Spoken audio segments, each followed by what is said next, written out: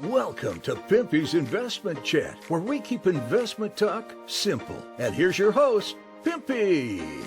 What is going on out there, peeps? Could it be? I spoke about it. It's what I predicted. But the way things were going, I wasn't sure.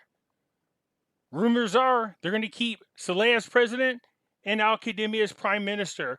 I really do think this is a good move. Although there are some people out there who are not happy with this idea.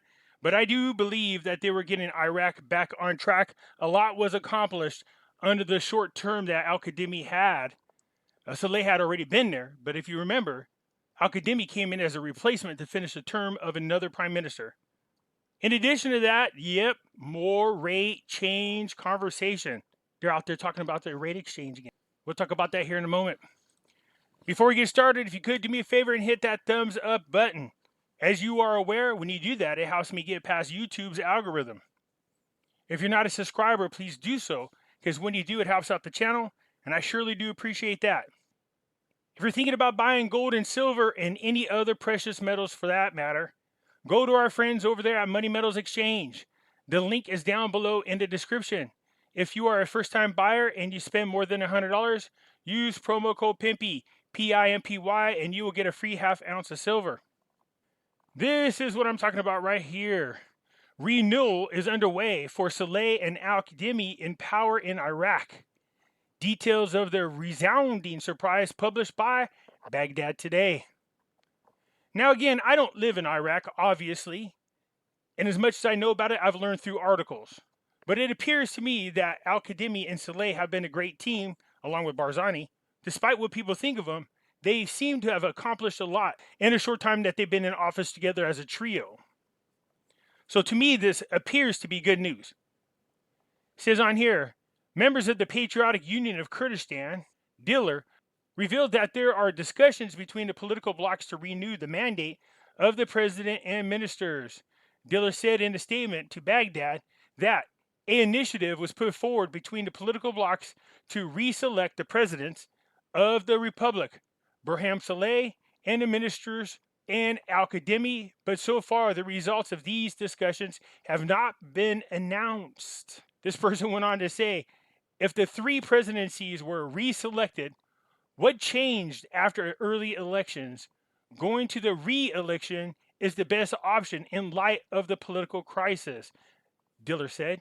Now, what Diller is talking about is, forget that, dissolve parliament, and let's go ahead and do another election. But what is that going to accomplish?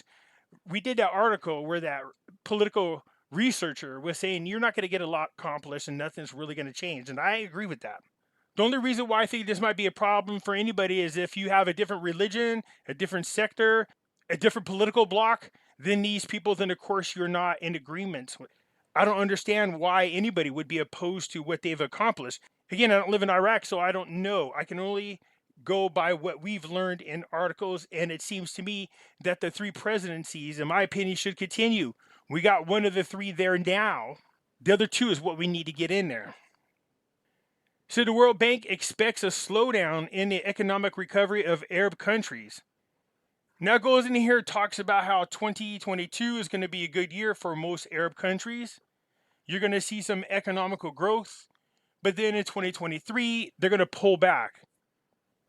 Again, this is the World Bank forecasting where they think things are going to be, which is ironic considering the report came out the other day that not only would Iraq have the best GDP growth in 2022, but it would continue in 2023. Now, they don't mention in here Iraq, but they do mention the other nations. This is in a report. The bank expects the Saudi economy to grow this year by 7% of GDP before declining to 3.8% in 2023.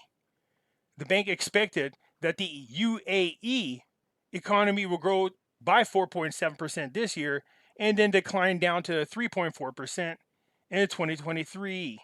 Qatar will go from 4.9 down to 4.5. Doesn't seem like much of a change there, but even so. This is as for the growth of the Egyptian economy.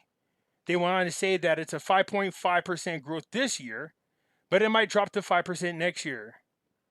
Tanzania, that the economy will grow by 3.5% in 2023, compared to an estimated growth for 3% this year. So they're going to have a positive growth in 2023 compared to 2022, according to this report.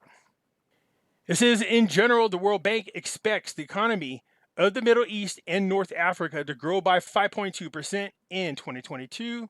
According to the bank in the report, is the fastest growth rate since 2016, reinforced by that the oil exporting countries will benefit from the proceeds, which he described as the unexpected rise in oil prices. Yeah, they better take advantage of this and do good to set themselves to be protected in the years to come.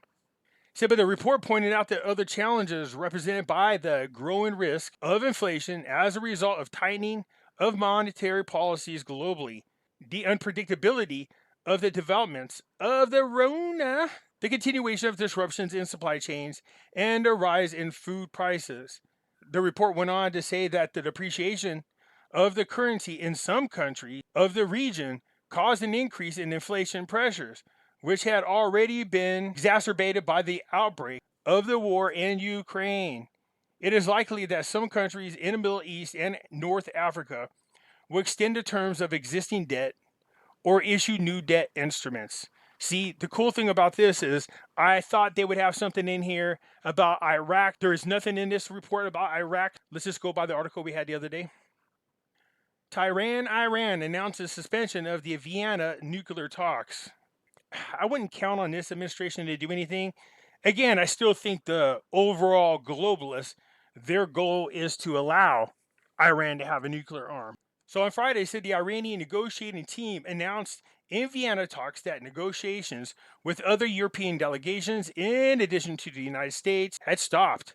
A member of the Iranian negotiation team, Morandi, said that the Americans suddenly changed their behavior in orientation in Vienna talks, and now the negotiations have stopped. Went on to add that internal pressure from opponents of the United States President Biden and supporters of Israel halted the pace of the progress that was previously seen, especially at the end of the talks. The previous round of talks to revive the nuclear deal was concluded in Vienna, and in this round of talks, Iran presented two drafts that Western countries described as exaggerated and unaccepted. Once Obama got in there for his third term, I had no doubt that their goal was to allow Iran to push forward and continue to build their nuclear program. Now here you go, because this seems to be the talk of the town. Finance responds to news of its discussion to reduce the dollar exchange rate. The news is reporting that the Ministry of Finance responded to news that it discussed reducing the dollar exchange rate against the dinar.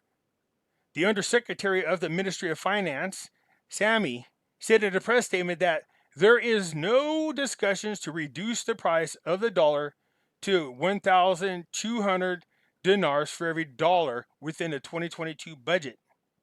She denied owning any page on social media. My guess is somebody created a fake profile of her and then said so. On April 4th, the Federal Supreme Court rejected a case for re-exchange of the U.S. dollar in relations to the Iraqi Dinar to its predecessor at the amount of 1,200 dinars for every one U.S. dollar. So before we had a lot of discussion about the rate change, that's obviously died down a little. But I did think it was interesting that there was article after article talking about a rate change. Given the fact that oil prices have went up in a big way, which is obviously helping Iraq to get stabilized all over again. If the oil rate is going to be at the projected rate of $150 per barrel, that's supposed to be happening here shortly. If the projections are correct, then Iraq is going to have a lot more money than they had anticipated. And the article from yesterday said that their internal and external debt would most likely be paid off altogether this year if it does reach $150 per barrel, which is what you want. Not only that, we saw a nice report that the non-oil sector, thank goodness, had grown a whole lot so far this year, which is exactly what we are looking for to happen. So things are on the right track. If we could get the same three presidencies in there, it appears to me they've gotten Iraq at least back on track, and they've been trying to do what they can to limit the corruption. I think it'd just be a continuation if these three got in there, which to me, I'll take.